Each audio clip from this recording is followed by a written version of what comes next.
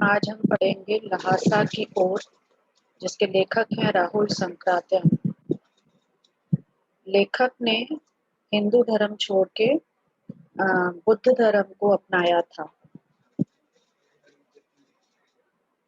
और तिब्बत की यात्रा, पैदल यात्रा की थी।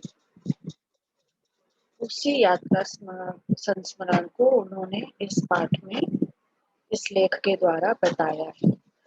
राहुल संक्रात्यान अपनी यात्रा संस्मरण के लिए ही बहुत प्रसिद्ध हैं, क्योंकि वो जिस तरह से प्रकृति का और लोगों का वर्णन करते हैं वो अद्वितीय है।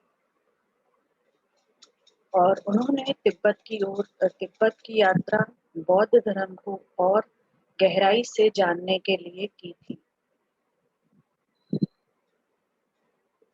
संकलित अंश राहुल जी की प्रथम तिब्बत यात्रा से लिया गया है, जो उन्होंने सन 1929-30 में नेपाल के रास्ते से की थी।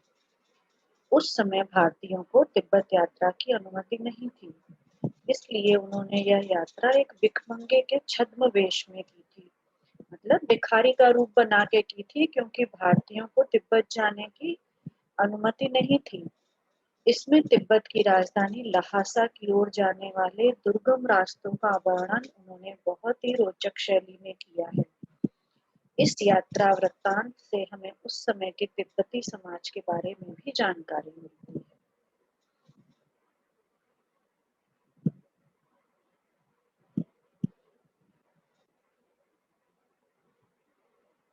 वह नेपाल से तिब्बत जाने का मुख्य रास्ता है। फरी कलिंपोर का रास्ता जब नहीं खुला था, तो नेपाल ही नहीं हिंदुस्तान की भी चीजें इसी रास्ते तिब्बत जाया करती थीं। यह व्यापारिक ही नहीं सैनिक रास्ता भी था, इसलिए जगह जगह फौजी चौकियां और किले बने हुए हैं, जिनमें कभी चीनी पलटन रहा करती थी। आजकल बहुत से फौजी मकान गिर चुके हैं। दुर्ग के किसी भाग में जहां किसानों ने अपना बसेरा बना लिया है, वहां घर कुछ आबाद दिखाई पड़ते हैं। ऐसा ही एक परित्यक्त चीनी किला था। हम वहां चाय पीने के लिए ठहरे। पहले भारत से तिब्बत सीधे नहीं जाते थे, नेपाल होके जाते थे, और नेपाल से ही ज्यादातर नेपाल ही तिब्बत जाने का मुख्य रास्ता है, क्योंकि भारत से तिब्बत जाना थोड़ा मुश्किल होता है। फरी कलिंपोर्ट एक रास्ते का नाम है, जो कि पहले अभी भारत और तिब्बत के बीच का रास्ता है, लेकिन इससे पहले नेपाल और हिंदुस्तान की भी चीजें, नेपाल ही नहीं हिंदुस्तान की भी चीजें, जैसे कि जो भी ट्रांसपोर्ट या जो भी आपस में व्यापारिक व्यापार होता था, वो भी इसी रास्ते से होता था, जो कि बहुत दुर्गम रास्ता था, पैदल रास्ता था। और यहाँ पे सैनिकों की फौजियां भी थी, क्योंकि बॉर्डर पे जैसे हर जगह सीमाओं पे सैनिक होते हैं, तो यहाँ पे भी बहुत सारी फौजी चौकियां और किले बने हुए थे। जब चीन ने तिब्बत पे अपना कब्जा करने की कोशिश की थी, तो चीनी पलटन यहाँ रहा करती थी। अब वहाँ कुछ किसान रहते हैं तो कुछ घर आबाद हैं। इसी तरह एक चीनी किला था, जहाँ पे कि लेखक ने चाय पीने के लिए रुके। तिब्बत में यात्रियों के लिए बहुत सी तकलीफें भी हैं और कुछ आराम की बातें भी हैं। वहाँ जाति पाति छुआछूत का सवाल ही नहीं है, और ना औरतें पर्दा करती हैं। बहुत निम्न श्रेणी के भिखमंगों को लोग चोरी के डर से घर के भीतर नहीं आने देते। नहीं तो आप बिल्कुल घर के भीतर चले जा सकते हैं। चाहे आप बिल्कुल अपरिचित हों, तब भी घर की बहू या सासू को अपनी झोली में से चाय दे सकते हैं। वह आपके लिए उसे पका देगी। मक्खन और सोडा नमक दे दीजिए, वह चाय चूड़ी में डालकर कूट कर उसे दूध वाली चाय के रंग की बना के मिट्टी के टोटीदार बर्तन खोटी में रखकर आपको दे देगी। उस समय वो लोग इतने सीधे साधे तिब्बत के लोग थे, और पर्दा नहीं करते थे, तो कोई भी किसी के घर जाके चाय और खाना खा सकता था। अगर आप चाय की पत्ती दे दीजिए और मक्खन सोडा नमक, जो कि एक स्पेशल चाय होती है वहाँ की, तो वो आराम से उसको बना के दे देते हैं। यदि बैठक की जगह चूल्हे से दूर है और आपको डर है कि सारा मक्खन आपकी चाय में नहीं पड़ेगा, तो आप खुद जाकर चोरी में चाय मत कर ला सकते हैं। चाय का रंग तैयार हो जाने पर फिर नमक मक्खन डालने की जरूरत होती है। परित्यक्त चीनी किले से यह एक स्पेशल तरीका है चाय बनाने का। तो इतना वहाँ के लोग इतने निर्भय होते हैं और इतने फ्रेंडली होते हैं कि आप उनके किचन तक भी जा सकते हैं और अपनी मनपसंद चाय बना के ले आ सकते हैं। परित्यक्त चीनी किले से जब हम चलने लगे तो एक आदमी राहदारी मांगने आया। हमने वह दोनों चिटें उसे दे दी। अभी आप कठिन शब्दों में नीचे पढ़ेंगे। चिटें जो थी वो एक प्रकार की परमिशन थी जो उन्हें गवर्नमेंट से मिली हुई थी बॉर्डर क्रॉस करने के लिए। शायद उसी दिन हम थोडला के पहले के आखिरी गांव में पहुंच गए। यहाँ भी सुमति के जान पहचान के आदमी थे और भिखमंगे रहते भी ठहरने के लिए अच्छी जगह मिली। सुमति एक तिब्बती आप कह सकते हैं कि पंडित की तरह था जो लामा था वहाँ। और उसका नाम ये सुमति नाम लेखक ने उसे दिया हुआ था हम सबके आसानी के लिए।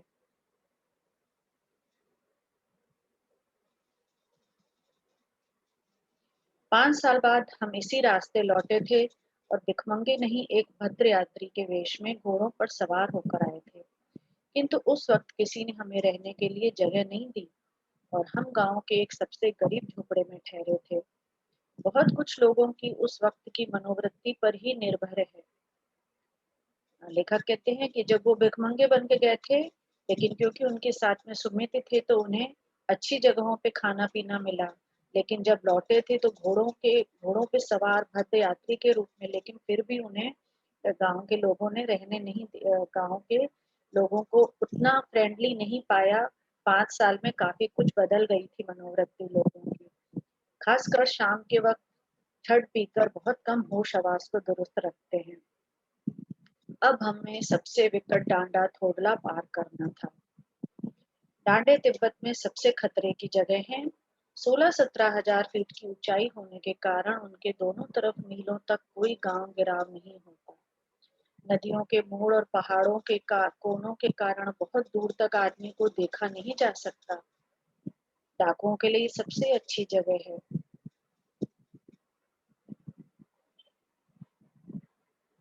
तिब्बत में गांव में आकर खून हो जाए तब तो खूनी को सजा भी मिल सकती है, लेकिन इन निर्जन स्थानों में मरे हुए आदमियों के लिए कोई परवाह नहीं करता।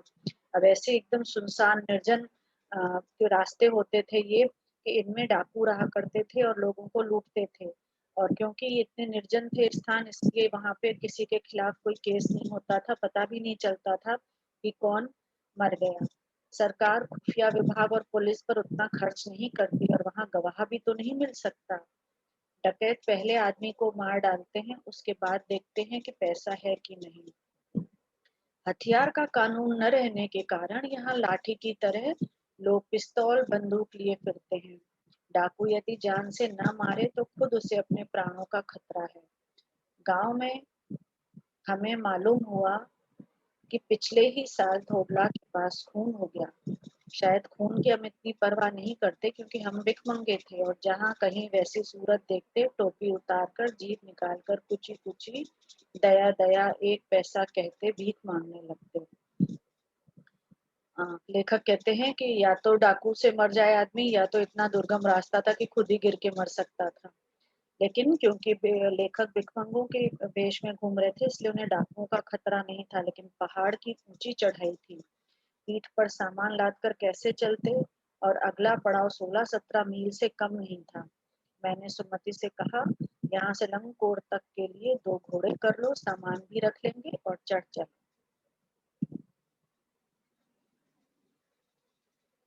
दूसरे दिन हम घोड़ों पर सवार होकर ऊपर की ओर चले। डांडे से पहले एक जगह चाय पी और दोपहर के वक्त डांडे के ऊपर जा पहुंचे। हम समुद्र तल से 17-18 हजार फीट ऊंचे खड़े थे। हमारी दक्षिण तरफ पूरब से पश्चिम की ओर हिमालय के हजारों श्वेत शिखर चले गए थे। भीटे की ओर दिखने वाले पहाड़ बिल्कुल नंगे थे, न वहां बर्फ की सफेदी थी न किसी तरह की हरियाली। उत्तर की तरफ बहुत कम बर्फ वाली चोटियां दिखाई पड़ती हैं। देखिए कवि ने कितनी खूबसूरती से प्रकृति का वर्णन किया है, तिब्बत का वर्णन किया है कि ना ही वहाँ बर्फ होती है, ना ही हरियाली होती है, केवल एक निर्जन इसको केवल निर्जन स्थान की तरह था, जहाँ पे कि जैसे कि लेह लद्दाख में कहा जाता है कि ये बिल्कुल ही एक बर्फ का रेगिस्तान एक इस तरह का रेगिस्तान दिखता है जहाँ केवल न हरियाली होती है न बर्फ होती है। उनकी तरफ उत्तर की तरफ बहुत कम बर्फ वाली चोटियां दिखाई पड़ती थी। सर्वोच्च स्थान पर डांड के देवता का स्थान था, जो पत्थरों के ढेर, जानवरों के सींगों और रंग बिरंगे कपड़ों की झंडियों से सजाया गया था। अब हमें बराबर उतराई पर चलना था। चढ़ाई तो कुछ दूर थोड़ी मुश्किल थी, लेकिन उतराई बिल्कुल नहीं। शायद दो एक और सवार साथी हमारे साथ चल रहे थे। मेरा घोड़ा कुछ धीमे चलने लगा। मैंने समझा कि चढ़ाई की थकावट के कारण ऐसा कर रहा है और उसे मारना नहीं चाहता था। धीरे धीरे वह बहुत पिछड़ गया और मैं डॉन क्विस्टो की तरह अपने घोड़े पर झूमता हुआ चला जा रहा था। ये किसी नॉवेल में, एक स्पेनिश नॉवेल के हीरो का, जो प्रमुख नायक होता है, उसका किरदार का नाम है डॉन क्विस्टो। तो लेखक कह रहे हैं कि वो घोड़े पर बैठ के अपने आप को उसकी तरह समझ रहे थे, और क्योंकि उनका घोड़ा बहुत धीरे धीरे चल रहा था और वो भी प्रकृति का मजा लेते हुए धीरे धीरे चल रहे थे, जान नहीं पड़ता था कि घोड़ा आगे जा रहा है या पीछे। जब मैं जोर देने लगता तो वह और सुस्त पड़ता। एक जगह दो रास्ते फूट रहे थे। मैं बाएं का रास्ता ले मील डेढ़ मील चला गया। आगे एक घर में पूछने से पता चला कि लंगकोर का रास्ता दाहिने वाला था। फिर लौटकर उसी को पकड़ा। 4-5 बजे के करीब मैं गांव से मील भर पर था, तो सुमित का इंतजार करते हुए मिले। मंगोलों का मुंह वैसे ही लाल होता है, और अब तो वह पूरे गुस्से में थे। उन्होंने कहा, मैंने 2 टोकरी कंडे फूंक डाले, 3-4 बार चाय को गर्म किया। है ना, कंडे जो गोबर के उपले होते हैं, जो कि हम लोग गैस चलाने के लिए, खाना वाना बनाने के लिए यूज करते हैं। मैंने बहुत नरमी से जवाब दिया, लेकिन मेरा कसूर नहीं है मित्र। देख नहीं रहे कैसा घोड़ा मुझे मिला है। मैं तो रात तक पहुंचने की उम्मीद रखता था।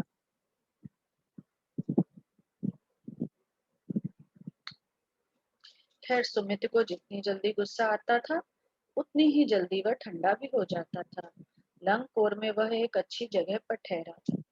यहाँ भी उनके अच्छे यजमान थे। पहले चाय सत्तू खाया गया, रात को गर्मा गर्म थुप्पा मिला। अब हम ठहरने के विशाल मैदान में थे, जो पहाड़ों से घिरा टापू सा मालूम होता था, जिसमें दूर एक छोटी सी पहाड़ी मैदान के भीतर दिखाई पड़ती है। टिंगरी भी एक गांव का नाम है, एक जगह का नाम है तिब्बत में, जो लहासा के रास्ते में पड़ा था। उस पहाड़ी का नाम है टिगरी समाधि गिरी। आसपास के गांव में भी सुमित के कितने ही यजमान थे। कपड़े की पतली पतली चिरी बत्तियों के गंडे खत्म नहीं हो सकते थे, क्योंकि बोध गया से लाए कपड़े के खत्म हो जाने पर किसी कपड़े से बोध गया का गंडा बना लेते थे।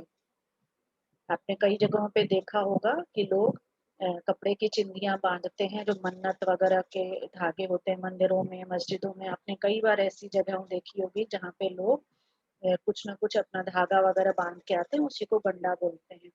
वह अपने यजमानों के पास जाना चाहते थे। मैंने सोचा यह तो हफ्ता भर उधर ही लगा देगा। मैंने उनसे कहा कि जिस गांव में ठहरना हो उसमें भले ही गंडे बांट दो, मगर आसपास के गांव में मत जाओ, इसके लिए मैं तुम्हें लहासा पहुंचकर रुपए दे दूंगा। क्योंकि सुमिति एक पंडित की तरह था, तो वो अपने गांव में सब लोगों के पास जाके गंडे बांट के पैसे लेता था। और उसके क्योंकि बहुत सारे यजमान होते हैं हर गांव में, तो लेखक को लगा कि इस तरह बहुत लेट हो जाएगी जाने में। तो उसने उससे बोला कि आप जिस गांव में रुके केवल उसी गांव में गंडे बांटो, बाकी आसपास के गांव में मत जाओ। मैं इसके लिए आपको पैसे दे दूंगा। सुमिति ने स्वीकार किया। दूसरे दिन हमने भरिया ढूंढने की कोशिश की। भरिया होता है जो कुली की तरह सामान उठा के चलता है, लेकिन कोई न मिला। सवेरे ही चल दिए होते तो अच्छा था, लेकिन अब 10 से 11 बजे की तेज धूप में चलना पड़ रहा था। तिब्बत की धूप भी बहुत कड़ी मालूम होती है।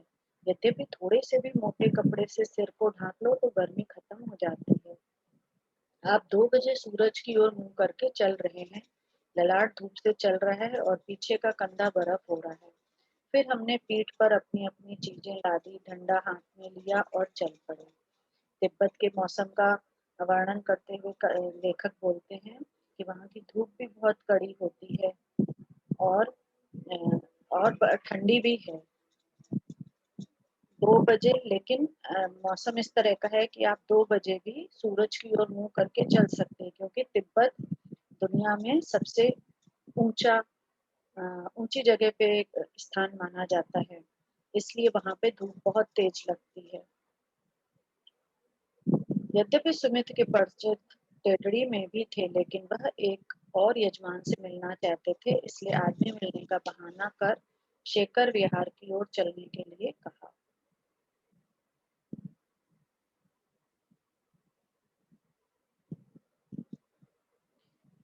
तिब्बत की जमीन बहुत अधिक छोटे-छोटे जागीरदारों में बटी है।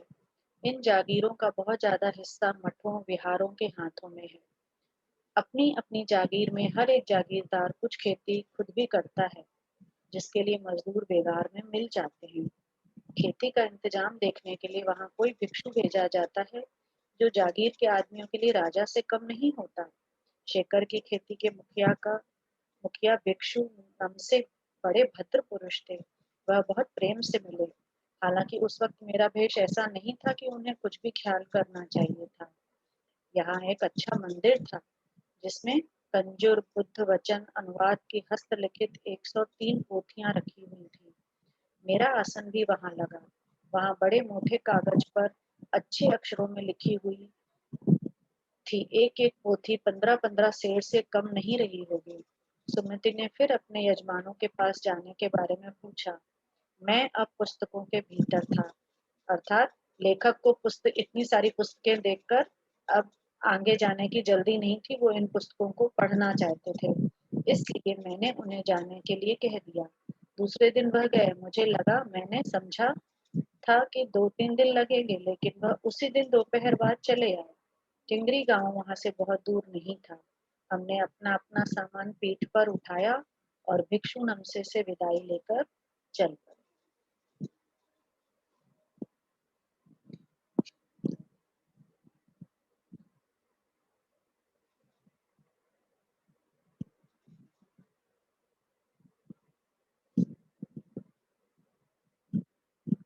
तो बच्चों, आपको ये पाठ कैसा लगा? आपके जो भी प्रश्न हो उन्हें कमेंट करके आप पूछ सकते हैं।